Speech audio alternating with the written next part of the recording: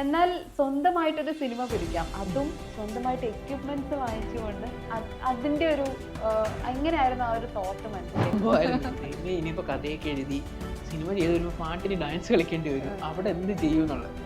പക്ഷെ ചെയ്യാൻ പറ്റുമെന്നുള്ള കാര്യങ്ങൾ മാക്സിമം ട്രൈ ചെയ്യും. അത് ചെയ്യാൻ പറ്റും, ചെയ്ത് കാണിക്കണം, അഭിനയിക്കണം. അത് എനിക്ക് ചെയ്യാൻ പറ്റുമെന്നുള്ള കോൺഫിഡൻസ് ഉണ്ട്. പക്ഷെ അഭിനയിക്കാൻ വേണ്ടിയിട്ടുള്ള അവസരങ്ങൾ നമ്മൾ ചോദിച്ച് മടുത്ത്.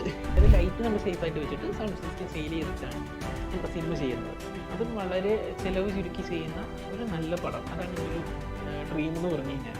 അതുകൊണ്ട് സ്വന്തം പൈസയ്ക്ക് തന്നെ ചെയ്തിട്ട് ഞാൻ നമ്മുടെ ഒരു മീഡിയയിൽ തന്നെ പറഞ്ഞൊരു കാര്യമുണ്ട്, വേറെ എങ്ങും അത് ഓടിക്കാൻ പറ്റിയില്ലെങ്കിലും ഞങ്ങളെ നാട്ടിൽ ഒരു തിയേറ്റർ കിട്ടി ഞാനും എൻ്റെ അമ്മയും അച്ഛനും കൂടെ പോയിരുന്നതിൽ അത് കാണും.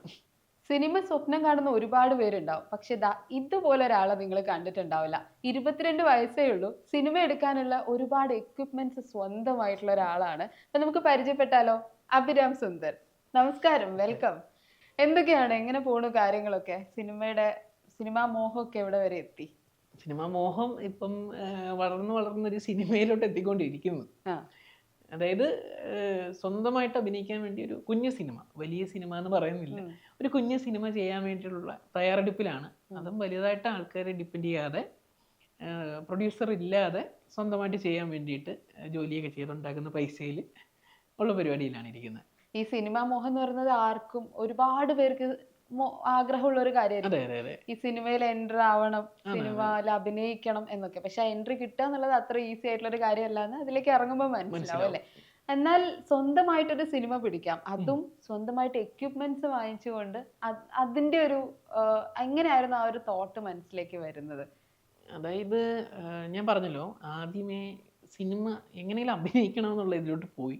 അപ്പൊ കലാകാരുമായിട്ട് പരിചയപ്പെട്ട പെട്ടെന്ന് നമുക്ക് അഭിനയിക്കാൻ പറ്റും. നമ്മുടെ ദിലീപേട്ടൻ തൊട്ട് നാദർഷിക്ക എല്ലാവരും സ്റ്റേജ് കലാകാരന്മാരായിരുന്നു. അങ്ങനെ ഞാൻ ആദ്യം വിചാരിച്ചു പാട്ട് പഠിക്കാം, അല്ലെങ്കിൽ ഡാൻസ് ചെയ്യാം. എൻ്റെ രൂപം വെച്ചൊക്കെ ഡാൻസ് ചെയ്തിട്ട് ബുദ്ധിമുട്ടാണ്, വണ്ണമൊക്കെ ഉള്ളതുകൊണ്ട്. അപ്പോൾ അതങ്ങ് കളഞ്ഞു, ആ ഐഡിയ കളഞ്ഞു. പാട്ട് പാടാന്ന് വെച്ചപ്പം അത് ശരിയാവുന്നില്ല, അതും കളഞ്ഞു. പിന്നെ വിചാരിച്ച് സ്റ്റേജിൻ്റെ ഇൻസൈഡ് പറ്റിയില്ലെങ്കിൽ നമുക്ക് ഔട്ട് സൈഡ് പറ്റും. അപ്പോൾ ഔട്ട് സൈഡ് ചെയ്യാനുള്ള പ്ലാനിൽ വന്നിട്ട് ഈ ചെറിയ കർട്ടൻ പിടിക്കാനും ലൈറ്റ് സൗണ്ട്സ് അങ്ങനെയൊക്കെ ഓരോ പരിപാടിക്ക് പോയി തുടങ്ങി. അങ്ങനെ പെതുക്കെ അതിൽ നിന്നൊരു ബിസിനസ് നമ്മൾ ഡെവലപ്പ് ചെയ്യുമായിരുന്നു. സ്റ്റേജിൻ്റെ ലൈറ്റുകളൊക്കെയാണ് ആദ്യം വാങ്ങിച്ചുകൊണ്ടിരിക്കുന്നത്. അങ്ങനെ പെതുക്കെ വാങ്ങിച്ച് ഇന്നിപ്പോൾ നമുക്ക് ലൈറ്റ് യൂണിറ്റും ജനറേറ്ററും ഷൂട്ട് ചെയ്യാനുള്ള ഡ്രോൺ അടക്കം പല എക്യുപ്മെന്റ്സും വാങ്ങിച്ചു. ഇപ്പൊ ഈ നേരത്തെ പറഞ്ഞ സ്റ്റേറ്റ്മെന്റിൽ ഞാൻ ഒരു കാര്യം പറയട്ടെ. നമ്മുടെ ഈ ഡാൻസ് കളിക്കാനൊക്കെ ഇത്തിരി പാടാന്ന് പറഞ്ഞില്ലേ, സിനിമയിൽ അഭിനയിക്കുമ്പോൾ ഡാൻസ് ഒക്കെ അതിന്റെ ഒരു പാർട്ടായിട്ട് വരും അല്ലേ? ഇപ്പോഴത്തെ അതെനിക്കൊരു പേടിയുള്ള സംഭവമായിരുന്നു. ഇനിയിപ്പോ കഥയൊക്കെ എഴുതി സിനിമ ചെയ്ത് വരുമ്പോൾ പാട്ടിന് ഡാൻസ് കളിക്കേണ്ടി വരും, അവിടെ എന്ത് ചെയ്യും എന്നുള്ളത്. പക്ഷെ ഇപ്പോഴത്തെ ഒരു 80-85% സിനിമകളിൽ ഡാൻസ് വരുന്നില്ല, കഥയിലാണ് പാട്ട് പോകുന്നത്. അപ്പോൾ എൻ്റെ ഐഡിയ നടക്കും. അതിനുവേണ്ടി ഉള്ള തയ്യാറെടുപ്പിലാണ്. എന്തെങ്കിലും അങ്ങനെ ഡാൻസ് കളിക്കേണ്ടി വന്നാൽ കളിക്കേണ്ടി വന്നാൽ വേറെ വഴിയില്ലെങ്കിൽ ചെറുതായിട്ടൊക്കെ ക്യാമറ ട്രിക്ക് ഉപയോഗിച്ച് കളിച്ചില്ലേ പറ്റുള്ളൂ. നമുക്ക് ഡാൻസ് ക്ലാസ് ഒക്കെ ഉണ്ട് ഓൾറെഡി പുനലൂര്. നമ്മുടെ ചേട്ടൻ നമ്മളൊക്കെ നടത്തുന്ന ഒരു ഡാൻസ് ക്ലാസ് ഉണ്ട്, ഡാൻസ് സ്റ്റുഡിയോ ആയിട്ട് തന്നെ. അവിടെ തന്നെയാണ് നമ്മുടെ റെക്കോർഡിങ്ങും പരിപാടിയൊക്കെ ചെയ്യുന്നത്. മഹാമുദ്ര എന്നാണ് പേര്. അപ്പോൾ അവിടെ ഡാൻസ് പഠിപ്പിക്കുന്നുണ്ട്. എപ്പോഴും ഡാൻസ് പരിപാടി നിൽക്കുന്ന ഒരാളാണ് ഞാൻ, പക്ഷെ ഞാൻ ഡാൻസ് ചെയ്തിട്ട് നോക്കാറില്ല. ഞാൻ വിശ്വസിക്കുന്നതെന്ന് പറഞ്ഞു കഴിഞ്ഞാൽ നമ്മളെ കൊണ്ട് പല കാര്യങ്ങളും ചെയ്യാൻ പറ്റും. അതിന് നമുക്കൊരു കോൺഫിഡൻസ് വേണം. അതിനപ്പുറം കോൺഫിഡൻസ് ഇല്ലാത്ത കാര്യങ്ങൾ ഞാൻ ചെയ്യാൻ നോക്കത്തില്ല, ചെയ്താൽ നടക്കത്തില്ലെന്ന് ഉറപ്പുള്ളത് ഞാൻ ചെയ്യത്തില്ല. പക്ഷെ ചെയ്യാൻ പറ്റുമെന്നുള്ള കാര്യങ്ങൾ ഞാൻ മാക്സിമം ട്രൈ ചെയ്യും. അത് ചെയ്യാൻ പറ്റും, നമുക്ക് ചെയ്ത് കാണിക്കാം, അഭിനയിക്കണം. അത് എനിക്ക് ചെയ്യാൻ പറ്റുമെന്നുള്ളൊരു കോൺഫിഡൻസ് ഉണ്ട്. പക്ഷെ അഭിനയിക്കാൻ വേണ്ടിയിട്ടുള്ള അവസരങ്ങൾ നമ്മൾ ചോദിച്ച് മടുത്ത്. അങ്ങനെയാണ് ഷോർട്ട് ഫിലിമിലേക്ക് ഇറങ്ങി തിരിക്കുന്നത്. മടുക്കാനുള്ള പ്രായമൊന്നും ആയില്ലല്ലോ അല്ലേ? 22 പറഞ്ഞു കഴിഞ്ഞാല് ഇതാണ് എല്ലാവരും പറയുന്നത്. 22 വയസ്സെന്ന് പറഞ്ഞു കഴിഞ്ഞാൽ ഒരിക്കലും മടുക്കാനുള്ള പ്രായമായില്ലെന്ന്. ഇപ്പം സിനിമകളെ സംബന്ധിച്ച് നോക്കുവാണെങ്കിൽ സിനിമയിൽ ഒന്നിൽ നമുക്ക് ബന്ധങ്ങളുണ്ടെങ്കിൽ പെട്ടെന്ന് കയറാൻ പറ്റും. അതായത് ഇപ്പം അച്ഛൻ സിനിമാടനാണെങ്കിൽ പെട്ടെന്ന് സിനിമയിൽ കയറാം. സിനിമാപരമായിട്ടുള്ള ഏതെങ്കിലും ബന്ധുക്കാരുണ്ടെങ്കിൽ പെട്ടെന്ന് സിനിമയിൽ കയറാം. പക്ഷെ നമ്മൾ കാണുന്ന പല സിനിമകളിൽ അഭിനയിക്കുന്നതിൽ പല ഫ്രെയിമിൽ കാണിക്കുന്ന ആൾക്കാർ സിനിമയിൽ എത്തണമെന്ന് ആഗ്രഹിച്ചവരായിരിക്കത്തില്ല. അവർ സാഹചര്യം കൊണ്ട് അവിടെ നിൽക്കുമ്പോൾ ഒരു ഫ്രെയിമിൽ ഒന്ന് കയറുമോ എന്ന് പറഞ്ഞ് കയറിയിട്ട് രക്ഷപ്പെട്ടവരുണ്ട്. ഒറ്റ ഫ്രെയിമിലൂടെ ഒക്കെ രക്ഷപ്പെട്ട ഒത്തിരി ആൾക്കാരുണ്ട്. പക്ഷെ സിനിമയ്ക്കായിട്ട് ഡെഡിക്കേറ്റ് ചെയ്ത് നിൽക്കുന്നവർക്ക് എത്തിപ്പെടാനാണ് പാട്. അങ്ങനെയുള്ളവരെ കണ്ടുപിടിക്കാനുമാണ് ബുദ്ധിമുട്ട്. എന്നെ ഒരു ദിവസം ഒരു 7-8 പേര് കുറഞ്ഞത് വിളിച്ചിട്ട് അവസരം ചോദിക്കും.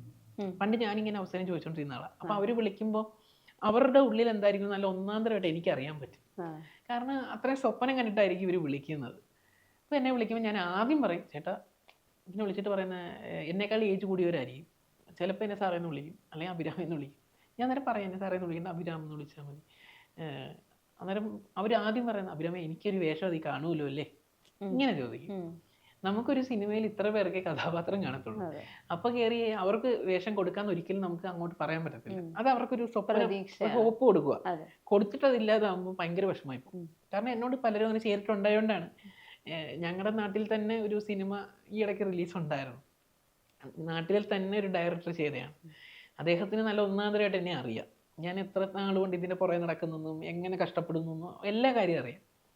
ഇവരുടെ ക്രൂ എന്നെ വിളിച്ചിട്ട് ഇതിൻ്റെ അകത്തൊരു വേഷമുണ്ട്, സിനിമയുടെ പേര് ഞാൻ പറയുന്നില്ല, ഒരു വേഷമുണ്ട് ചെയ്യണം എന്നൊക്കെ പറഞ്ഞ് ഞാൻ സ്വപ്നം കാണാൻ തുടങ്ങി. അയ്യോ ഞങ്ങളുടെ നാട്ടിൽ എന്തായാലും അത് ഞങ്ങളുടെ നാട്ടിൽ ഇറക്കും, ആ സിനിമയിൽ ബിഗ് സ്ക്രീൻ എന്നെ കാണാൻ പറ്റും, ഒരു ഫ്രെയിമെങ്കിൽ ഒരു ഫ്രെയിം ഞാനതിൽ കാണും എന്നൊക്കെ ആഗ്രഹിച്ചിരുന്ന് സമയമായപ്പോൾ ഇവർ വിളിക്കുന്നില്ല. ഞാൻ അങ്ങനെ കുറേ ദിവസം കഴിഞ്ഞിട്ട് ഇവരുടെ ലൊക്കേഷനിൽ ചെന്ന്, അഞ്ചൽ എന്ന് പറയും, അഞ്ചൽ സൈഡിലായിരുന്നു ഇവരുടെ ലൊക്കേഷൻ. അവിടെ ചെന്ന് സംസാരിച്ചപ്പോഴും അഭിരാമിൻ്റെ സീൻ തിരുവനന്തപുരത്ത് വെച്ചായിരിക്കും ഷൂട്ട് ചെയ്യുന്നതെന്ന്.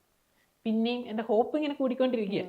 ഞാൻ പിന്നെയും വന്ന് 2-3 ദിവസം കഴിഞ്ഞ് ഇവരെ വിളിച്ചപ്പോൾ പറയാ ആ സീനൊക്കെ എടുത്ത് കഴിഞ്ഞു. ഇതിനകത്ത് ഉണ്ടെന്ന് പറഞ്ഞിട്ടില്ലെങ്കിൽ ഞാൻ ഇത്രയും ആഗ്രഹിക്കത്തില്ല. ഇത്രയും ആഗ്രഹിച്ചിട്ട് നമുക്ക് ഇല്ലാതാകുമ്പോൾ ഭയങ്കര വിഷമമായിരിക്കും. നമ്മളെപ്പോഴും ഈ പറഞ്ഞ് പറ്റിക്കുന്നതാണ് ഏറ്റവും വലിയ ദ്രോഹമായിട്ട് ഞാൻ കാണുന്നത്. ഇപ്പൊ നമുക്ക് ഒരു സംഭവം തരാമെന്ന് പറഞ്ഞിട്ട് തരാതിരിക്കുന്ന ഭയങ്കര മോശം. പറയുന്ന ആൾക്ക് അത് സിമ്പിൾ ആയിരിക്കും, പക്ഷെ ഒറ്റ ഡയലോഗിൽ അത് കഴിഞ്ഞു. അതുകൊണ്ട് എന്നെ വിളിച്ച അവസരം ചോദിക്കുന്നതോട് ഞാൻ പറയും, നിങ്ങളുടെ ഫോട്ടോയും ഡീറ്റെയിലൊക്കെ ഒന്ന് ഇട്, എന്തെങ്കിലും ഉണ്ടെങ്കിൽ ഞാൻ അങ്ങോട്ട് വിളിക്കാം, അല്ലാതെ ചേട്ടൻ എന്നെ പ്രതീക്ഷ നിൽക്കരുത്, അടുത്ത വഴി നോക്കിക്കോണം. അങ്ങനെ ആദ്യ സമയങ്ങളിൽ ഒരു കോള് വരുന്നു, ഇത് കണക്ക് പാലക്കാട് സൈഡിൽ നിന്നാണ് വിളിക്കുന്നത്, ഒരു സിനിമയിൽ ഇത് കണക്ക് അഭിനയിക്കാൻ, വെബ് സീരീസാണ്. അപ്പോൾ എനിക്കങ്ങനൊന്നും ഇല്ല, വെബ് സീരീസ് എന്നോ സിനിമ സീരിയലിനോ ഒന്നുമില്ല. അഭിനയിക്കാൻ അവസരം കിട്ടാൻ ഞാൻ പോവും. അങ്ങനെ അന്ന് വ്ളോഗോ ഒന്നും ഇല്ല. അങ്ങനെ ഒരു പുള്ളിക്കാരൻ വിളിച്ചിട്ട് പാലക്കാട് സൈഡാണ് ഷൂട്ട്, ഒരു 3 ദിവസം ഷൂട്ടുണ്ട്, വരണമെന്നൊക്കെ പറഞ്ഞു. അപ്പം ഞാൻ നോക്കിയപ്പോൾ ഇത് ജെന്യുവിൻ ആണോ എന്ന് അറിയണമല്ലോ. കാരണം പാലക്കാട് വരെ ഞാൻ ട്രാവൽ ചെയ്ത് പോയി അത്രയും പൈസ കളഞ്ഞ് ഇവർ പേയ്മെൻറ്റ് തരത്തില്ലെന്നും പറഞ്ഞു. അപ്പം എനിക്കതൊന്നും വിഷയമില്ല, എനിക്ക് ഈ ഒരു ഫ്രെയിമാണ് ഞാൻ സ്വപ്നം കാണുന്നത്. അപ്പം ഒരു ഇത് കിട്ടാൻ വേണ്ടിയിട്ട് അങ്ങനെ വിളിച്ചിട്ട് ഞാൻ ചോദിച്ചു, ചേട്ടൻ എത്ര വയസ്സുണ്ട്? പുള്ളിക്കാരൻ എന്നോട് പറഞ്ഞു എനിക്ക് 26 വയസ്സ്. എന്നിട്ട് ഞാൻ പറഞ്ഞു ഫോട്ടോ ഒന്ന് അയച്ചു തരാമോ? പുള്ളി ഒരു ഫോട്ടോ അയച്ചു. എന്നാൽ ഒരു അത്യാവശ്യം നല്ലൊരു ജെന്റിൽമാനാണ്. ഓക്കെ സെറ്റ്, ഞാൻ വരാമെന്ന് പറഞ്ഞിട്ട് പോകാൻ നേരം. അപ്പം അമ്മ പോയി 3 ജോഡി ഡ്രസ്സ് മേടിച്ചുകൊണ്ട് വന്നു. 3 ദിവസമല്ലേ, 3 ജോഡി ഡ്രസ്സ് ഷർട്ടും പാൻറ്റൊക്കെ മേടിച്ചുകൊണ്ട് വന്നു. ഞാൻ ഇതും കൊണ്ട് ബാഗിലേക്ക് ഇട്ടുകൊണ്ട് പോവുക. പോകുന്ന വഴി ബസ്സിലിരുന്ന് മൊത്തം സ്വപ്നമാണ്. അതായത് അത് വലിയ ആർട്ടിസ്റ്റുമാരുള്ളൊരു വെബ് സീരീസാണ്. അങ്ങനെ അവിടെ എത്തി ഫസ്റ്റ് ഡേ ഞാൻ മറ്റേ കോസ്റ്റ്യൂമൊക്കെ എടുത്തിട്ട്, എനിക്ക് എൻ്റെ കഥാപാത്രം ഒന്നും അറിയത്തില്ലല്ലോ. ഇവരങ്ങനെ വരുന്നു, സ്ക്രിപ്റ്റൊക്കെ എടുത്ത് എൻ്റെ ഇത് തന്നിട്ട് പറയാം, ആ 2 പേർക്കൊന്ന് പറഞ്ഞു കൊടുക്കണേ, ഈ സ്ക്രിപ്റ്റ് ഒന്ന് വായിച്ചു കൊടുക്കണേ. ഞാൻ പോയി വായിച്ചൊക്കെ കൊടുത്ത്, എനിക്ക് ഷൂട്ട് എന്തോന്ന് അറിയില്ല ആ സമയം, ഞാൻ കണ്ടിട്ടില്ല, ഒരു ഷൂട്ടും ഞാൻ കണ്ടിട്ടില്ല. അങ്ങനെ പാലക്കാട് എത്തിയെന്ന് പറഞ്ഞല്ലോ. അപ്പോൾ ഇവർ വായിക്കാൻ തന്നു. അപ്പോൾ നമ്മളെ പിക്ക് ചെയ്യാൻ വന്നത് ഈ പറഞ്ഞ ഡയറക്ടറാണ്. ഡയറക്ടർ 26 വയസ്സുള്ള ഫോട്ടോ വെച്ച ആളാണ്. അവിടെ വന്നപ്പോൾ പുള്ളിയുടെ വോയിസാണ് സംസാരിക്കുന്ന വേറൊരാൾ. നമുക്കിപ്പോൾ ഒരു കൊച്ചു പയ്യനാണ്, അവനൊരു 18-16 വയസ്സ് കാണും, 18 വയസ്സ്. ഇവൻ്റെ അച്ഛൻ്റെ കയ്യിൽ അത്യാവശ്യം പൈസയുണ്ട്, അച്ഛനെ പ്രൊഡ്യൂസ് ചെയ്യുന്നത്. അപ്പം ഇവൻ്റെ ഏജ് പറഞ്ഞാൽ ഞാൻ വരത്തില്ലെന്ന് പറഞ്ഞിട്ടാണ് ഇവൻ ഏജ് കൂടിയ ഫോട്ടോയെ ഏജ് കൂടിയ ആളെ കാണിച്ചു തന്നത്. ഞാൻ എന്നിട്ടും ഷൂട്ടൊക്കെ ഉണ്ടല്ലോ, ക്യാമറയൊക്കെ കണ്ടപ്പോൾ എനിക്ക് സമാധാനമായി, എന്തായാലും ഷൂട്ടുണ്ടല്ലോ, അത് ഫേക്കായിരിക്കത്തില്ലല്ലോ.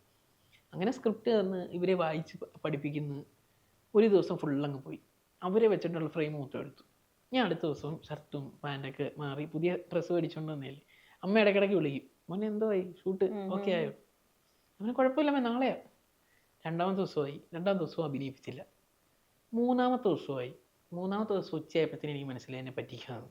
3 ദിവസവും ഞാൻ അതിൽ മണ്ടനായിട്ട് അവിടെ നിൽക്കുക. 3ാമത്തെ ദിവസമായപ്പോഴത്തേന് വിഷമം സഹിക്കാൻ വയ്യാതെ ഞാൻ അവിടെ നിന്ന് ഇറങ്ങിയിട്ട് പറഞ്ഞു, ഇനി ഞാൻ പോവാം, നിങ്ങളെന്താണെന്ന് വെച്ചാൽ ചെയ്തോ എന്ന് പറഞ്ഞിട്ട് ഞാൻ പോയി. അങ്ങനെ വരുന്ന വഴിക്കാണ് നമ്മളിത് പഠിക്കുന്നത്. കാരണം അവിടെ നിന്ന് ആ 3 ദിവസമാണ് ഞാൻ ഒരുവിധം മനസ്സിലാക്കി. അതെൻ്റെ വീഴ്ചയാണത്, ഞാൻ അവിടെ വീണതാണ്. പക്ഷേ എനിക്ക് ആ വീഴ്ച, ആ കുഴിയിൽ കിടന്ന് എനിക്ക് പഠിക്കാൻ പറ്റി. അങ്ങനെ നേരെ വന്നിട്ട് ആദ്യത്തെ ഷോർട്ട് ഫിലിം ചെയ്യുമ്പോൾ എൻ്റെ ഏറ്റവും വലിയ എക്സ്പീരിയൻസ് എന്ന് പറഞ്ഞാൽ അവിടെ നടന്ന കാര്യങ്ങളാണ്. കാരണം ഇവരെ അഭിനയം പഠിപ്പിക്കാനാണ് എനിക്ക് തന്നത്. അവരെ പഠിപ്പിച്ചപ്പോൾ എനിക്ക് അത്ര എക്സ്പീരിയൻസ് ആയി. ഇങ്ങനെ അഭിനയം പഠിപ്പിക്കുന്നത് അല്ലേ, അഭിനയിക്കുന്നത് ഇങ്ങനെ അല്ലേ, അപ്പം അവരഭിനയിക്കുന്ന കാണുമ്പോൾ ഞാൻ ഇരുന്നായിരിക്കും, ഓ ഞാൻ പറഞ്ഞു കൊടുത്ത ഡയലോഗ് അവർ ഇങ്ങനെ എക്സ്പ്രഷൻ ഇട്ട് കാണിക്കുന്നു, ക്യാം ഇന്ന ആംഗിൾ വെച്ചെടുത്ത് കഴിഞ്ഞാൽ അത് കിട്ടും. ഈ 3 ദിവസം കൊണ്ട് ഞാൻ ഇത് മനസ്സിലാക്കി. എന്നിട്ട് അത് വെച്ചിട്ടാണ് നമ്മുടെ ആദ്യത്തെ ഷോർട്ട് ഫിലിം നമ്മൾ, അതൊരു ലേണിംഗ് ഓപ്പർച്യൂണിറ്റി. ഉറപ്പായിട്ടും നമുക്കത് ആ പറഞ്ഞ പയ്യൻ, അവൻ്റെ പേര് പറയുന്നില്ല, അവൻ യഥാർത്ഥത്തിൽ ചിലപ്പോൾ എന്നെ അഭിനയിപ്പിക്കാനായിരിക്കും വിളിച്ചത്. അവിടെ എത്തിയപ്പം അവനല്ലായിരുന്നു ഡയറക്ടർ.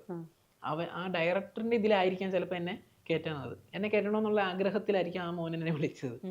പക്ഷെ കുഴപ്പമില്ലായിരുന്നു. ഞാൻ വന്ന് ആ പ്രോജക്റ്റ് ഇറങ്ങി, ഞാൻ കണ്ടു. അപ്പോഴും എനിക്ക് പറഞ്ഞ പോലെ വിഷമമായിരുന്നു. അത് കഴിഞ്ഞ് ഞാൻ വലിയ കാര്യമാക്കിയില്ല. പിന്നെ സ്വന്തമായിട്ട് ഓരോ ചെയ്ത് തുടങ്ങിയപ്പോൾ അതെനിക്ക് കോൺഫിഡൻസ് ഉണ്ടല്ലോ, ഞാൻ ചെയ്യുന്ന സാധനം എന്തായാലും ഞാൻ ഇറക്കും. അതിന് വേണ്ടിയിട്ടാണ് നമ്മൾ ആദ്യമായിട്ട് ഓരോ ഷോർട്ട് ഫിലിംസ് ചെയ്ത് തുടങ്ങിയത്.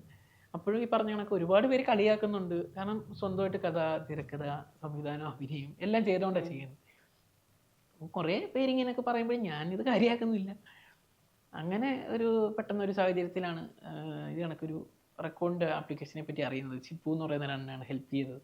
അങ്ങനെ പുള്ളിക്കാരൻ അയച്ചു കൊടുത്ത് പെട്ടെന്ന് ഇന്ത്യയിലെ തന്നെ ഏറ്റവും പ്രായം കുറഞ്ഞ്, നമ്മുടെ അടുത്ത ഷോർട്ട് ഫിലിമുകളിലെല്ലാം ഓരോ മെസ്സേജസ് കൊടുത്തിട്ടുണ്ട്.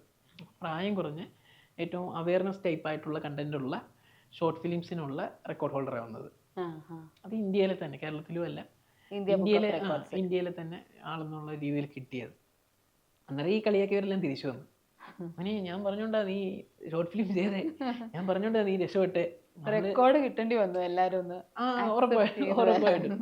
അത് കഴിഞ്ഞ് പിന്നെ ദൃശ്യമാധ്യമ പുരസ്കാരം, പൂവച്ചൽ ഖാദർ ഫിലിം പുരസ്കാരം, കലാഭവൻ മണിച്ചേട്ടൻ്റെ പേരിൽ പുരസ്കാരം, അങ്ങനെ ഒരുപാട് സംഭവങ്ങൾ കിട്ടാൻ ഇടയായി. അതിലും ഇതിൻ്റെ ഇടയ്ക്കും ഒരു പുരസ്കാരം മേടിക്കാൻ ചെന്നപ്പോൾ ഈ ആർട്ടിസ്റ്റുമാർ കയറിപ്പോന്നൊരു വഴിയുണ്ട്, വലിയ ഇത് അവാർഡാണ്. അപ്പോൾ അതിലെനിക്കൊരു അവാർഡ് കിട്ടിയായിരുന്നു.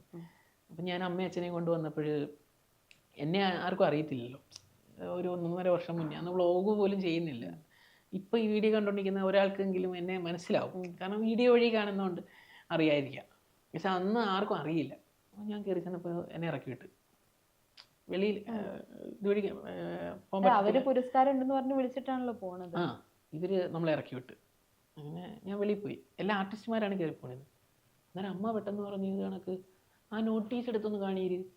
അപ്പം ഞാൻ നോട്ടീസ് എടുത്ത് നോക്കിയപ്പോൾ അതിൻ്റെ അകത്ത് വലിയ വലിയ ആർട്ടിസ്റ്റുമാരുടെ കൂടെ എൻ്റെ തലയുണ്ട്. ഞാനിത് കാണിച്ചിട്ട് പറഞ്ഞു, ഈ ഫേസ് കണ്ടോ? അപ്പോൾ ഇവർ നോക്കിയിട്ട് ഇവർ പെട്ടെന്ന്, സോറി സാർ അറിയുന്നില്ല. അതായത് ഞാൻ പറഞ്ഞ്, ഇപ്പം എന്നേന്നല്ല, ഒരാൾ വന്നു കഴിഞ്ഞാൽ ഇങ്ങനെ മോശമായിട്ട് ഇറക്കി വിടാതെ നിങ്ങൾ ചോദിക്കുക അവരെന്തിനാ വന്നത്, അല്ലെങ്കിൽ അവരോട് പറയാം അപ്പുറത്തെ വഴി കൂടെ വരാം അവർക്ക്. ഞാൻ ആ വഴി കൂടെ തന്നെ എൻ്റെ അമ്മയച്ഛനെയും കൊണ്ട് അവിടെ പോയി വേദിക്കടുത്ത് അമ്മയച്ഛനെ ഇരുത്തി അവിടുന്ന് അവാർഡ് മേടിച്ച്. ഇതൊക്കെ ലൈഫിൽ ഓരോ എക്സ്പീരിയൻസ് ആയിട്ട് കാണുന്ന ഒരാളാണ് ഞാൻ. കാരണം പണം ഉണ്ടെങ്കിൽ എന്തും ചെയ്യാമെന്ന് എല്ലാവരും പറയും. പണം ഇല്ലെങ്കിലും നമുക്ക് പലതും ചെയ്യാം എന്ന് കാണിക്കുന്ന രീതിയിലാണ് നമ്മൾ നോക്കിക്കൊണ്ടിരിക്കുന്നത്. പണത്തിന്റെ കാര്യം പറയുമ്പോഴാണ് 35 ലക്ഷത്തിന്റെ എക്യുപ്മെന്റ്സ് ഉണ്ട് ഇപ്പൊ നമ്മുടെ കയ്യിൽ. എങ്ങനെയാണ് പണം, ഇതിനൊക്കെയുള്ള പണം എവിടുന്നാ വന്നത്? നമുക്കിപ്പോൾ നിലവിൽ ഈ ഉറുമ്പ് കൂട്ടി വെക്കത്തില്ലേ ഓരോന്ന്, അതുപോലെ കൂട്ടി വെച്ച് ഒരു ലൈറ്റ് ആദ്യം വാങ്ങിച്ച് അത് റെന്റിന് കൊടുത്ത്, അടുത്തത് വാങ്ങിച്ച് അത് റെന്റിന് കൊടുത്ത്, അതിൽ നിന്ന് കിട്ടുന്ന പൈസയ്ക്ക് അടുത്ത വർക്ക് തുടങ്ങി. അങ്ങനെ അത് വെച്ച് ബിൽഡ് ചെയ്തതാണ് നമുക്ക് നമ്മുടെ സിനിമ ഷൂട്ട് ചെയ്യാനുള്ള എക്യുപ്മെൻറ്റ്സ് അടക്കം എല്ലാ സാധനവും കൂടി നമ്മൾ ഈ ഒരു 35 ലക്ഷം രൂപയ്ക്കകത്തുള്ള സാധനങ്ങൾ പർച്ചേസ് ചെയ്യുന്നത്. അത് തന്നെ ഒരു ബിസിനസ്സാക്കി മാറ്റി. ഇപ്പം നിലവിൽ നമ്മുടെ സൗണ്ട് സിസ്റ്റം സെയിൽ ചെയ്തിട്ടാണ്, അതായത് ലൈറ്റ് നമ്മൾ സേഫായിട്ട് വെച്ചിട്ട് സൗണ്ട് സിസ്റ്റം സെയിൽ ചെയ്തിട്ടാണ് നമ്മുടെ സിനിമ ചെയ്യുന്നത്.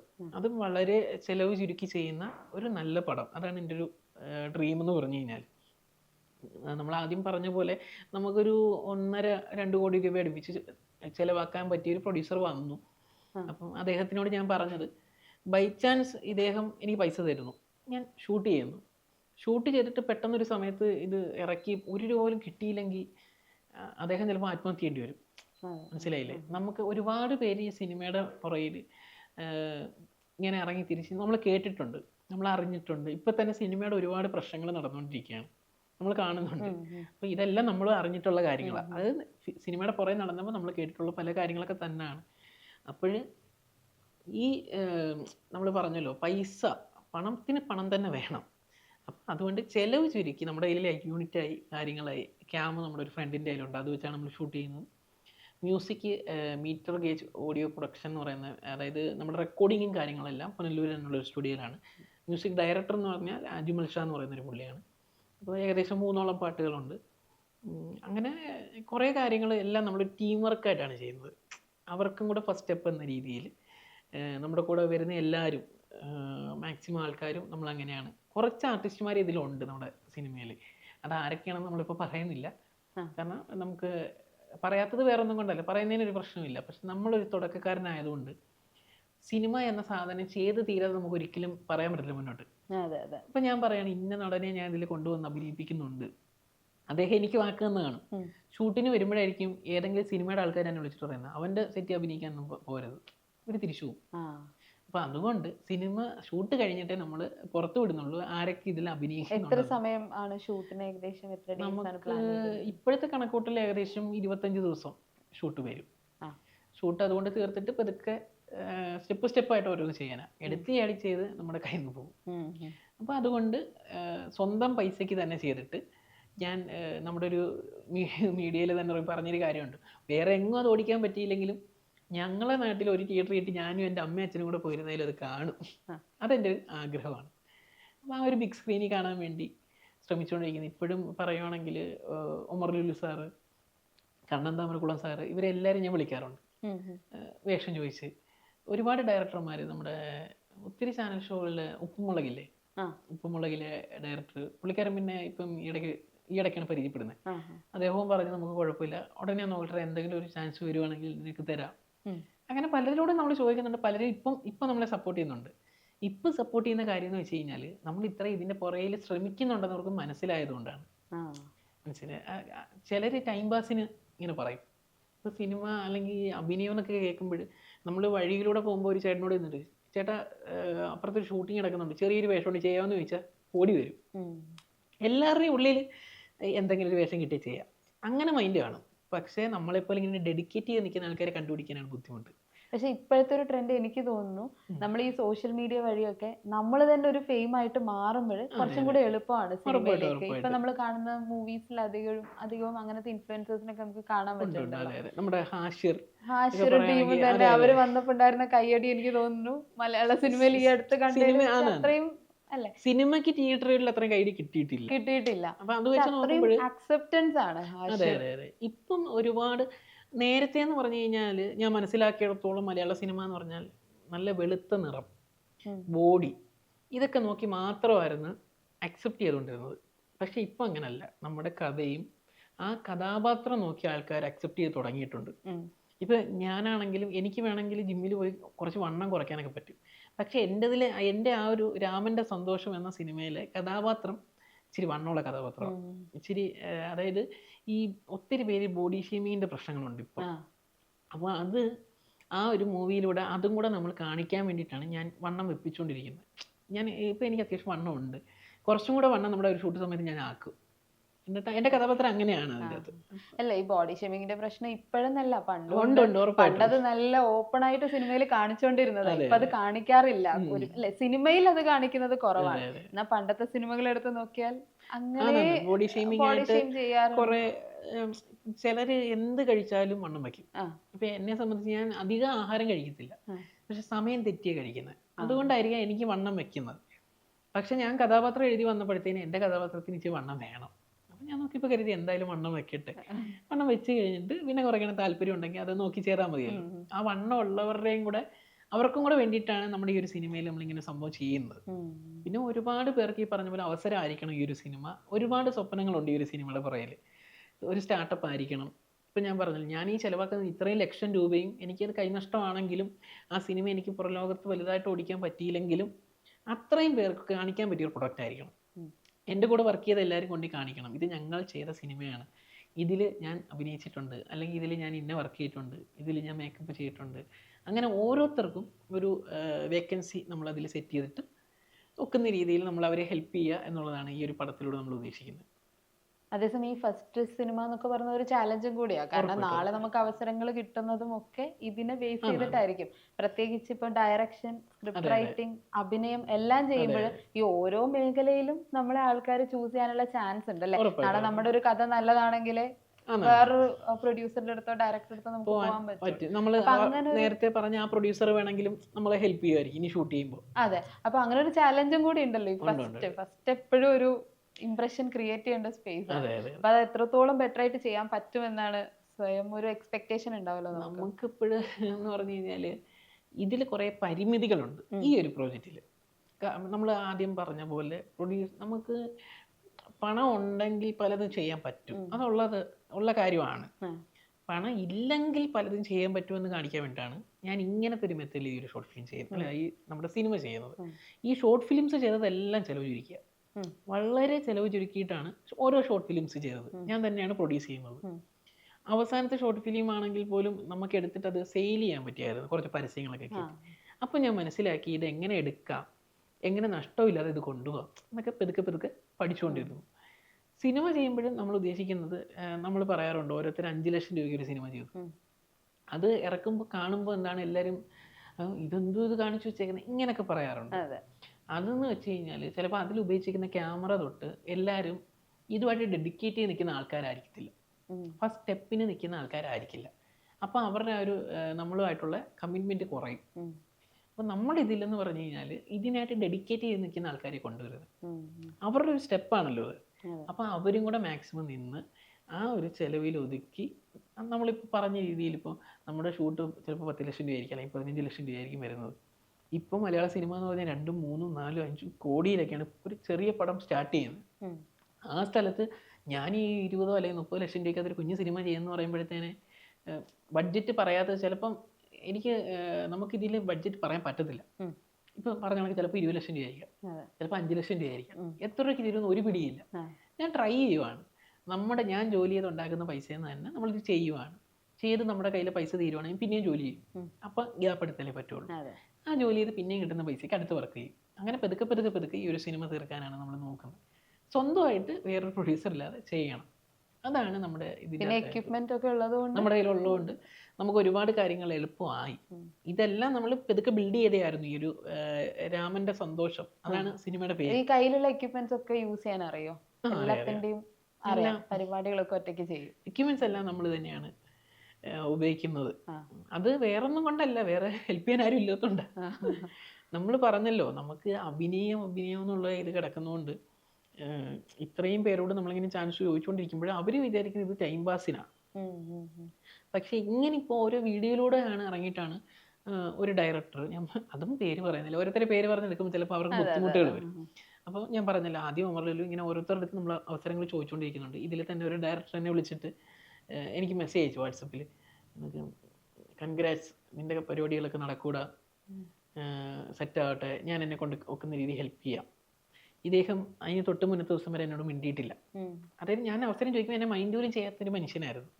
പക്ഷേ ഈ വീഡിയോകൾ ഇറങ്ങി തുടങ്ങിയപ്പോൾ അദ്ദേഹത്തിന് മനസ്സിലായി എത്രത്തോളം ഞാൻ സിനിമയെ സ്നേഹിക്കുന്നുണ്ടെന്ന്. അപ്പോൾ അവർ ഹെൽപ്പ് ചെയ്ത് തുടങ്ങി. അപ്പോൾ അതൊക്കെ സത്യം പറഞ്ഞു കഴിഞ്ഞാൽ ഇപ്പോഴത്തെ എൻ്റെ ഒരു സ്റ്റാർട്ടപ്പ് വെച്ച് നോക്കുമ്പോൾ ഭയങ്കര പോസിറ്റീവ് കാര്യങ്ങളാണ്. ഇപ്പം എത്ര ഷോർട്ട് ഫിലിംസ് ചെയ്തു? ഇപ്പം നമ്മൾ ഏകദേശം 10ഓളം ഷോർട്ട് ഫിലിമും 2 വെബ് സീരീസും ചെയ്തിട്ടുണ്ടായിരുന്നു. ഇത് ഇത്രയും ഞാൻ സ്വന്തമായിട്ട് ഡയറക്റ്റ് ചെയ്ത് സ്വന്തമായിട്ട് അഭിനയിച്ച് ഇതിൽ സ്ക്രീൻ പ്ലേ, തിരക്കഥ, കഥ എല്ലാം നമ്മൾ തന്നെയാണ് ചെയ്തത്. നമ്മുടെ സിനിമയിൽ സ്ക്രീൻ പ്ലേ ചെയ്തേക്കുന്ന വേറെ കുട്ടിയാണ്, ദേവിക എന്നും പറഞ്ഞുകൊണ്ട്. സിനിമയ്ക്ക് ഒരു വേവ് ഉണ്ട്. അപ്പോൾ ഓരോ കഥ നമ്മളിപ്പോൾ കോമഡി ആണെങ്കിൽ അതിനൊരു വേവ് കാണും, ത്രില്ലർ ആണെങ്കിൽ അതിന് വേറൊരു വേവാണ്. ആ വേവ് നോക്കി ചെയ്തില്ലെങ്കിൽ സിനിമ തിയേറ്ററിൽ വരുമ്പോൾ വർക്കൗട്ട് ആകത്തില്ല. എനിക്ക് തോന്നുന്നു ആ ഒരു അണ്ടർസ്റ്റാൻഡിങ് ആണ് വേണ്ടത്. ചെലവ് ചുരുക്കുമ്പോൾ എല്ലാം നമ്മൾ ഏറ്റെടുക്കുന്നതിനേക്കാളും എന്ത് ആ ഒരു ഡിഫറൻസ് കൊണ്ടുവരണമെന്ന് മനസ്സിലാക്കുന്നിടത്തായിരിക്കും അല്ലെ. ഇപ്പൊ നേരത്തെ പറഞ്ഞല്ലോ ഇങ്ങനെയും സിനിമ ചെയ്യാം, പക്ഷെ അതിൽ ബെസ്റ്റ് ഔട്ട്പുട്ട് എടുക്കണം. അതെ, നമുക്ക് ചെലവ് ചുരുക്കി നല്ലൊരു സിനിമ ആൾക്കാരിലേക്ക് എത്തിക്കാൻ വേണ്ടിയിട്ടാണ് നമ്മൾ ഇങ്ങനത്തെ ഒരു മെത്തേഡിൽ ചെയ്യുന്നത്. ഇതിൽ ഡയറക്ഷനും ആക്ടിങ്ങും ഞാൻ തന്നെ ചെയ്യുന്നത് നമ്മൾ പറഞ്ഞു. അത് യഥാർത്ഥത്തിൽ ഭയങ്കര ടാസ്ക് ആയിട്ടുള്ളൊരു കാര്യമാണ്. കാരണം ഡയറക്ഷൻ എന്ന് പറഞ്ഞു കഴിഞ്ഞാൽ ആ ഒരു സിനിമയുടെ ഒരു കപ്പിത്താനാണ്. ആ കപ്പിത്താൻ തന്നെ വേണം യാത്രക്കാരാണ് അഭിനയിക്കുന്നവർ, മനസ്സിലായില്ല. അതില് മെയിൻ യാത്രക്കാരൻ എന്താണ്, മെയിനായിട്ട് അഭിനയിക്കുന്ന ആളായിരിക്കും. അത് ഞാൻ തന്നെയാണ്. അപ്പം ഇതെങ്ങനെ വർക്കൗട്ട് ചെയ്യാന്ന് ഞാൻ ഇത്രയും ഷോർട്ട് ഫിലിം ചെയ്ത് പഠിച്ചു.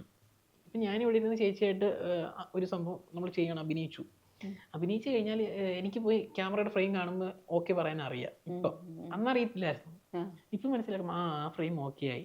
പിന്നെ വന്നിരുന്നിട്ട് വേറൊരു ഫ്രെയിം വെച്ച് നോക്കുമ്പോൾ അത് ഓക്കെ ആയിരിക്കുമെന്ന്, ആ ക്യാമറ എന്നെ എങ്ങനെ ആയിരിക്കും കാണുന്നതെന്ന് മനസ്സിലാക്കാൻ പഠിച്ച്. അങ്ങനെ കാണുമ്പോൾ എല്ലാം ക്യാമറ കണ്ണാ. നമ്മൾ എവിടെ തിരിഞ്ഞാലും, നമ്മളിപ്പോൾ യാത്ര പോവാണ്, ഒരു വീട് കണ്ടാൽ നമ്മൾ അവിടെ ആദ്യം അല്ലെങ്കിൽ അവിടെ നിന്ന് ഇങ്ങനെ ഒരു ജിബിയിൽ ക്യാമറ ഇറങ്ങി വരുന്നു, നമ്മുടെ ചിന്തകളൊക്കെ അങ്ങനെ ആയിരിക്കും. പിന്നെ അതുപോലെ എല്ലാ സിനിമയും പോയിരുന്ന് കാണും. മാക്സിമം എല്ലാ ലാംഗ്വേജും കാണും. നമ്മുടെ അവിടെ ഈ കൂടുതലും മലയാള സിനിമകളെ കാണത്തുള്ളൂ നമ്മുടെ നാട്ടില്, അല്ലെങ്കിൽ തമിഴ്. വേറെ ലാംഗ്വേജ് ഒന്നും അങ്ങനെ അധികം വരത്തില്ല. പിന്നെ സമയത്തിന്റെ പരിമിതി ഉണ്ട്. പറഞ്ഞല്ലോ വ്ളോഗറാണ്, അപ്പം വ്ളോഗ് ചെയ്യാൻ പോകുന്നതുകൊണ്ട് ആ വ്ളോഗ് ചെയ്യുന്ന സാധനം നമുക്ക് എഡിറ്റ് ചെയ്യേണ്ടി വരും. അങ്ങനെ കുറെ കാര്യങ്ങൾ ഇതിന് പറയാനുള്ള സമയം കാണത്തില്ല. പക്ഷെ ഉള്ള സമയത്ത് മാക്സിമം തിയേറ്ററിലാണ്. തിയേറ്ററിലെ ഓണർ അതിന്റെ കൂടെ സെലിബ്രിറ്റി ആണല്ലോ ഉദ്ഘാടനങ്ങളും. അങ്ങനെ നമ്മുടെ സാധാരണക്കാര്. അപ്പോൾ ഈ നമ്മൾ ഓരോ സ്ഥലങ്ങളിൽ പോകുമ്പോൾ മാളില് തിയേറ്ററിൽ പോകുമ്പോൾ മാളിന്റെ ഓണറൊക്കെ വന്നിട്ട് പറയും, ഇതിപ്പോ ഞങ്ങളെക്കാളും കൂടുതൽ ദിവസം നീയാണല്ലോ ഇവിടെ സിനിമ കാണാൻ പോകുന്നേ.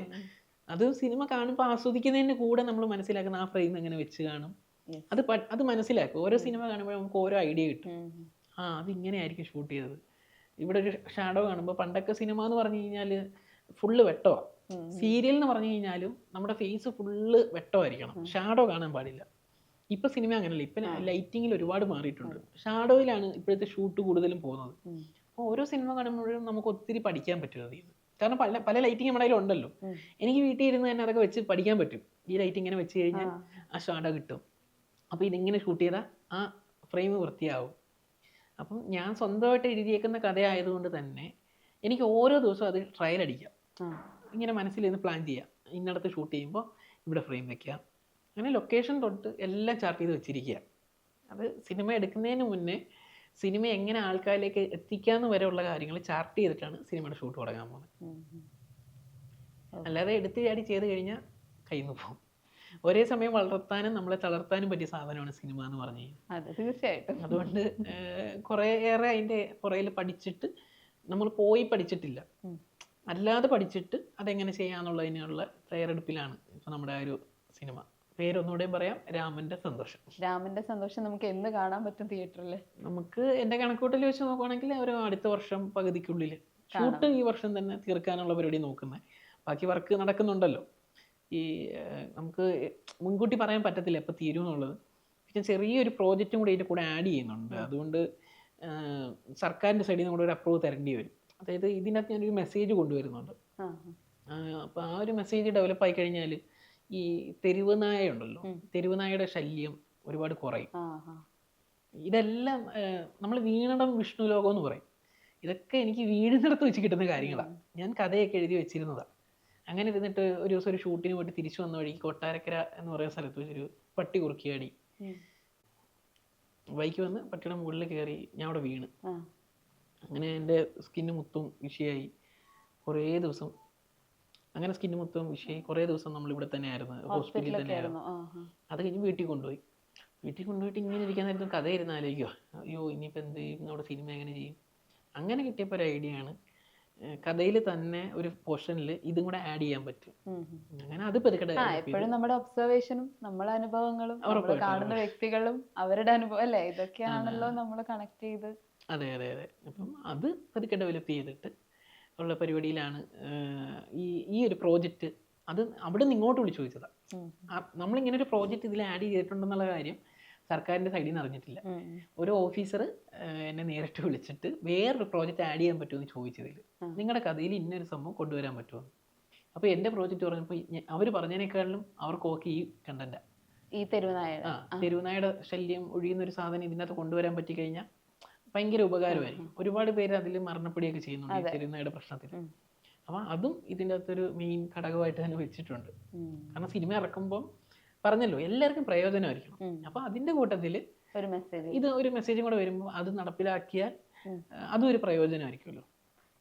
അതിനുവേണ്ടി അതും കൂടെ നോക്കുന്നുണ്ട്. അപ്പൊ അടുത്ത വർഷം പകുതിയോടെ നമുക്ക് രാമന്റെ സന്തോഷത്തിലെ ഡയറക്ടറും ആക്ടറും ഒക്കെ ആയിട്ട് ഒരു ഇന്റർവ്യൂ കൂടെ പ്ലാൻ ചെയ്യണം കേട്ടോ. നടക്കട്ടെ. പിന്നെ ഇപ്പൊ സിനിമ ഇപ്പൊ ഞാൻ ചോദിക്കാൻ മറന്നൊരു കാര്യം, നമുക്കൊരു റിയാലിറ്റി ഷോന്റെ ഒരു പരിപാടി ഉണ്ടല്ലോ, അതെന്താ ശരിക്കും സംഭവം? നമ്മളിപ്പം ഞാൻ പറഞ്ഞു നമ്മള് അവസരത്തിന് വേണ്ടി ഒരുപാട് അലഞ്ഞിട്ടുണ്ട്. അങ്ങനെ നോക്കിയപ്പോഴാണ് ഈ കലാകാരന്മാരും ഒരുപാട് അവസരത്തിന് വേണ്ടി അലയുന്നുണ്ട്. നല്ല കഴിവുള്ളവര് എങ്ങനെ അവിടെ എത്താം, അല്ലെങ്കിൽ ഒരു ചാനലിലേക്ക് എത്താം എന്നറിയാതെ നിൽക്കുന്ന ഒത്തിരി പേരുണ്ട്. വേറൊരു കാര്യം എന്ന് പറഞ്ഞു കഴിഞ്ഞാൽ ചാനലുകളിൽ ഒരുപാട് പരിപാടികളുണ്ട്. പക്ഷേ ഈ പരിപാടി ചെയ്യുന്നവരെ എങ്ങനെ കോണ്ടാക്ട് ചെയ്യാമെന്ന് അറിയത്തില്ല. നമ്മളൊരു ചാനലിലെ ഒരു വലിയ ഷോ കാണുന്നു, ഒരു റിയാലിറ്റി ഷോ. ആ ഷോ കഴിഞ്ഞിട്ട് അവർ നമ്മൾ തന്നെ പറയാണ് നിങ്ങളുടെ നാട്ടിലും പരിപാടിയൊക്കെ ഉണ്ടെങ്കിൽ ഇവരെ വിളിക്കാം. പറയുന്നേ ഉള്ളൂ, ഇവരെ വിളിക്കാനുള്ള ഫോൺ നമ്പറൊന്നും ഇല്ല, അപ്പോൾ വിളിക്കാൻ പറ്റത്തില്ല. അപ്പോൾ കിട്ടിയ ഒരു ഐഡിയ ആണ്, നമുക്ക് നല്ല കഴിവുള്ളവരെ നമ്മുടെ ഒരു സ്പേസിൽ കൊണ്ടുവന്നിട്ട് ഒരു പ്രോഗ്രാം ചെയ്തിട്ട് അവരുടെ കയ്യിൽ നിന്ന് ഒരു രൂപ പോലും മേടിക്കാതെ അവർക്കൊരു അവാർഡായിട്ട് ഷോ യുവർ ടാലൻറ്റ് അവാർഡ് എന്നൊക്കെ പറഞ്ഞൊരു അവാർഡ് കൊടുത്തിട്ട് അവരുടെ കോൺടാക്ട് നമ്പർ കൊടുക്കും. അതുവഴി ഇവർക്ക് കുറേ പ്രോഗ്രാംസ് കിട്ടും. അങ്ങനെ, അതായത് ഞാനിപ്പം പല വഴികൾ ചെയ്തിട്ട് എനിക്ക് കയറി വരാൻ പറ്റുന്നുണ്ട്. ഞാൻ ഓരോ സ്റ്റെപ്പ് കയറാൻ നോക്കിക്കൊണ്ടിരിക്കുന്ന ഒരാളാണ്. അപ്പോൾ എൻ്റെ കൂടെ ആരെങ്കിലുമൊക്കെ രക്ഷപ്പെടണമെന്ന് വിചാരിക്കുന്നതുകൊണ്ട് ഞങ്ങളുടെ നാട്ടിൽ തന്നെ ഒരു സ്റ്റുഡിയോ ഫ്ലോറൊക്കെ നമ്മളെടുത്ത് ഏകദേശം ഒരു 1600 സ്ക്വയർ ഫീറ്റ് ഉള്ള ഒരു വലിയ സ്റ്റുഡിയോ ഫ്ലോർ തന്നെയാണ്.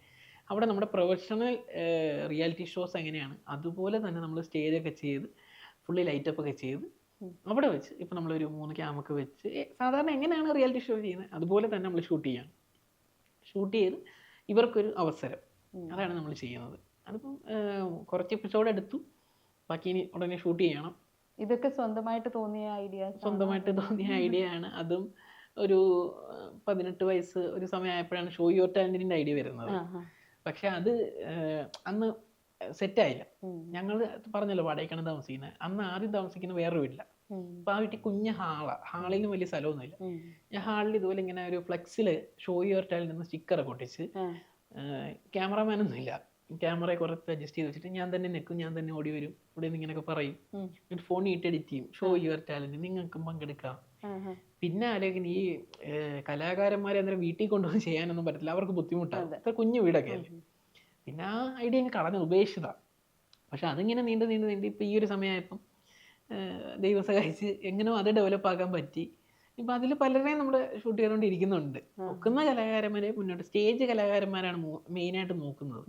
കാരണം ബാക്കിയുള്ളവർക്കെന്ന് പറഞ്ഞാൽ ചിലപ്പോൾ എന്തെങ്കിലുമൊക്കെ ജോലി കാണും, ജോലിയുടെ കൂടെ സൈഡ് ബിസിനസ് അല്ലെങ്കിൽ സൈഡ് ഒരു അവരുടെ ഒരു ആഗ്രഹത്തിന് വേണ്ടിയിട്ടായിരിക്കും പലതരത്തിലുള്ള കാര്യങ്ങൾ ചെയ്യുന്നത്.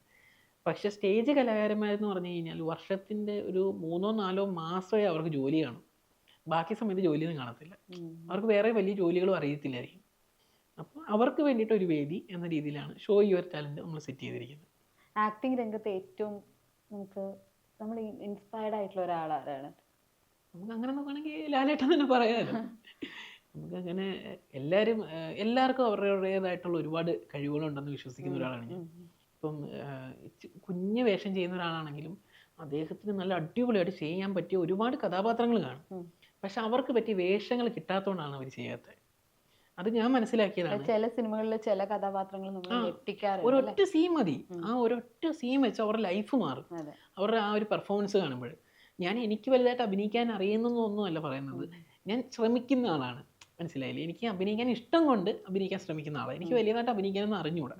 പക്ഷേ ഈ ഞാൻ ഓരോ ഡയറക്ടർമാരോട് ചോദിക്കുമ്പോൾ അവർ വേഷം തരാതിരിക്കുമ്പോൾ ആ സമയത്ത് ഞാൻ പറയുന്നതായിരുന്നു, ഇവർക്ക് എന്താ എനിക്കും കൂടെ ഒരു വേഷം തന്നാലും, ഇങ്ങനെ പറഞ്ഞിട്ട് ഞാനങ്ങ് ഭയങ്കര ഇതാവും. പിന്നെ ഞാൻ ആ ഒരു പൊസിഷനിലേക്ക് വന്നപ്പോഴാണ് എനിക്ക് മനസ്സിലായത്, കാരണം നമ്മളൊരു ഡയറക്ടർ ആയപ്പോഴാണ് പിടികിട്ടിയത് എല്ലാവർക്കും വായിക്കും ഒരു അവസരം കൊടുക്കാൻ പറ്റത്തില്ല. അതേ സ്ഥലത്ത് ഇപ്പം എനിക്ക് പറ്റിയ കഥാപാത്രം ഇല്ലാത്തതുകൊണ്ടായിരിക്കാം അവരെനിക്ക് അവസരം തരാത്തത്. അപ്പം ഞാൻ സ്വന്തമായിട്ട് നമുക്ക് പറ്റിയൊരു കഥാപാത്രം നമ്മൾ എഴുതി കഴിഞ്ഞാൽ ചെയ്യാൻ പറ്റും. അങ്ങനെയാണ് ഓരോ ഷോർട്ട് ഫിലിംസും നമ്മൾ ചെയ്തുകൊണ്ടിരുന്നത്. നമ്മുടെ സിനിമയിലാണെന്നുണ്ടെങ്കിലും നമ്മുടെ പരിമിതി വെച്ചുള്ള കഥയാണ്. ഒരു സാധാരണപ്പെട്ട ഒരു ഫാമിലിക്ക് കയറിയാൽ സന്തോഷം ഇറങ്ങണം, അത്യാവശ്യം കോമഡിയൊക്കെ ഉള്ള രീതിയിൽ, എന്നാൽ വിഷമവും കാര്യങ്ങളും മെസ്സേജും എല്ലാം ഇതിൻ്റെ തൊണ്ട്, വലിയ കഥയൊന്നുമല്ല, ഒരു കുടുംബ ചിത്രം, അതാണ് നമ്മൾ ഉദ്ദേശിക്കുന്നത്. അതിൽ എനിക്ക് പറ്റിയ രീതിയിലുള്ള കഥ. ഇപ്പം ഞാൻ ഇടിച്ച 10 പേര് പറന്നു പോകുന്നു, അത് കോമഡിയായി മാറും. അങ്ങനത്തെ സംഭവമല്ല. കഥയ്ക്ക് ഇപ്പോൾ ഓരോരുത്തരുടെ രൂപത്തിനും ഓരോ കാര്യങ്ങൾ വേണം. അപ്പോൾ ആ പരിമിതിയിൽ ഉണ്ടാക്കുന്ന ഒരു സംഭവമാണിത്. ഇനി ഞാനൊരു ലാസ്റ്റ് ക്വസ്റ്റ്യൻ ചോദിക്കാം. ഇപ്പൊ സിനിമയിൽ എല്ലാ കാര്യങ്ങളും ഓൾമോസ്റ്റ് ചെയ്യുന്നുണ്ടെന്ന് പറഞ്ഞു. അപ്പം Abhiram as A script writer, director, actor, ഇനി നമുക്ക് വേണമെങ്കിൽ ഒരെണ്ണം കൂടെ ആഡ് ചെയ്യാം, ബിസിനസ്മാൻ. ഇതിൽ ഏത് പദവിയാണ് ഏറ്റവും കൂടുതൽ ഇഷ്ടപ്പെടുന്നത്? ഇതിൽ നോക്കുകയാണെങ്കിൽ ഉറപ്പായിട്ടും ആക്ടറാണ്. പറഞ്ഞല്ലോ, അഭിനയിക്കാൻ വേണ്ടിയാണ് ബാക്കിയെല്ലാം. ഇപ്പൊ ബിസിനസ് തൊട്ട് എല്ലാ കാര്യങ്ങളും അഭിനയിക്കാൻ വേണ്ടിയിട്ടാണ് ചെയ്തുകൊണ്ടിരിക്കുന്നത്. എപ്പോഴും ഞാൻ പറയുന്ന ഒറ്റ കാര്യമുള്ളൂ, അന്ന് ഞാൻ അവസരം ചോദിക്കും, ഇന്ന് ഞാൻ അവസരം ചോദിച്ചുകൊണ്ടേയിരിക്കും. അത് കിട്ടണം എന്നുള്ള ഇതിലാണല്ലോ. ഇപ്പം കുറച്ച് ദിവസം നോക്കിയിട്ട് അത് കിട്ടാതെ നിന്ന് അടുത്ത ജോലിക്ക് പോയി കഴിഞ്ഞാൽ അതിൻ്റെ ഇത് പോയി. ഇത് ഞാൻ ഇത്രയും വർഷവും ഇത് തന്നെ ശ്രമിച്ചുകൊണ്ടിരിക്കുന്നത്, ഇപ്പോഴും ശ്രമിച്ചുകൊണ്ടിരിക്കുന്നത് നാളത്തേക്ക് നമുക്ക് എന്തെങ്കിലും ചെയ്യാൻ പറ്റും എന്നുള്ളത് കൊണ്ടാണ്. പിന്നെ ഇതൊക്കെ ഈ പല ഇടങ്ങളിലും വന്ന് ഇങ്ങനെ വിളിക്കുമ്പോൾ ഞാനിത് പറയാൻ കാരണം എന്ന് പറഞ്ഞു കഴിഞ്ഞാൽ, ചിലർ പറയും ഓ അവൻ സ്വന്തമായിട്ട് പൊങ്ങച്ചം പറയുക, അങ്ങനെയൊക്കെ പറയുന്നവർ കാണും. അപ്പോൾ പറയുന്നവർ പറഞ്ഞോട്ടെ. ഞാനിത് പറയുന്നതെന്ന് വെച്ച് കഴിഞ്ഞാൽ, എന്നോട് ഒരു ദിവസം 7-8 പേര് അവസരം ചോദിക്കുന്നത് ഞാൻ പറഞ്ഞു. അപ്പോൾ അവരൊക്കെ ഒന്ന് ശ്രമിച്ചു കഴിഞ്ഞാൽ അവർക്ക് വേണമെങ്കിൽ ഇതുപോലെ ഒരു ഷോർട്ട് ഫിലിം ചെയ്യാൻ പറ്റും. ഒറ്റ ഷോർട്ട് ഫിലിം ചെയ്താൽ മതി. നമ്മൾ ആദ്യം ഒരു ഡയറക്ടറെ വിളിച്ച് അവസരം ചോദിക്കുമ്പോൾ, അല്ലെങ്കിൽ ഒരു കാസ്റ്റിംഗ് കോൾ കണ്ടിട്ട് അവർക്ക് അയക്കുമ്പോൾ, ആദ്യം അവർ പറയുന്നത് നിങ്ങളുടെ എക്സ്പീരിയൻസ് വീഡിയോ ജസ്റ്റ് ഒന്ന് അയച്ചതാണ്. ഈ എക്സ്പീരിയൻസ് വീഡിയോ ഉണ്ടെങ്കിൽ പിന്നെ ഇവരെ കാല് പിടിക്കേണ്ട ആവശ്യമില്ല. മനസ്സിലായില്ലേ? അപ്പോൾ ഈ എക്സ്പീരിയൻസ് വീഡിയോക്ക് വേണ്ടിയിട്ടാണ് നമ്മളെ ഇവരെ വിളിച്ച് ചോദിക്കുന്നത്. അപ്പം എനിക്ക് അയക്കാൻ എക്സ്പീരിയൻസ് വീഡിയോ ഒന്നും ഇല്ലായിരുന്നു ആ സമയം. അങ്ങനെയാണ് ഞാൻ വിചാരിച്ചത്. ഇപ്പം നമുക്ക് വിശന്ന് കഴിഞ്ഞാൽ നമ്മുടെ ഈ പാചകം ചെയ്ത സാധനം ഉണ്ടെങ്കിൽ നമ്മൾ പാചകം ചെയ്ത് കഴിക്കണം. ആ ഒരു മെത്തേഡ് ഞാനിവിടെ ഉപയോഗിച്ചു. പാചകം ചെയ്യാനുള്ള സാധനങ്ങൾ പതുക്കെ വാങ്ങിച്ച് നമ്മൾ അത് വെച്ച് പാചകം ചെയ്ത് ഓരോരോ പ്രൊഡക്റ്റുകൾ ഇറക്കി തുടങ്ങി. അങ്ങനെ ഇപ്പോൾ പറഞ്ഞ രീതിയിൽ എല്ലാവരെയും സപ്പോർട്ട് കൊണ്ട് റെക്കോർഡ് ഹോൾഡറായി ഓരോന്ന് ശ്രമിച്ചുകൊണ്ടിരിക്കുന്നു. ഓക്കെ, അപ്പോൾ ഓൾ ദി ബെസ്റ്റ്. അടുത്ത വർഷം പകുതിയോടുകൂടി നമുക്ക് ബിഗ് സ്ക്രീനിൽ, പുനലൂരത്തെ തിയേറ്റർ മാത്രമല്ല എല്ലാ തിയേറ്ററുകളിലും ബിഗ് സ്ക്രീനിൽ നമുക്ക് ആ ഒരു പേര് എഴുതി കാണിക്കാനും അപ്പോൾ ആളെ കാണാനും പറ്റട്ടെ എന്ന് ആശംസിക്കുന്നു. ഓക്കെ, അപ്പോൾ താങ്ക് യു.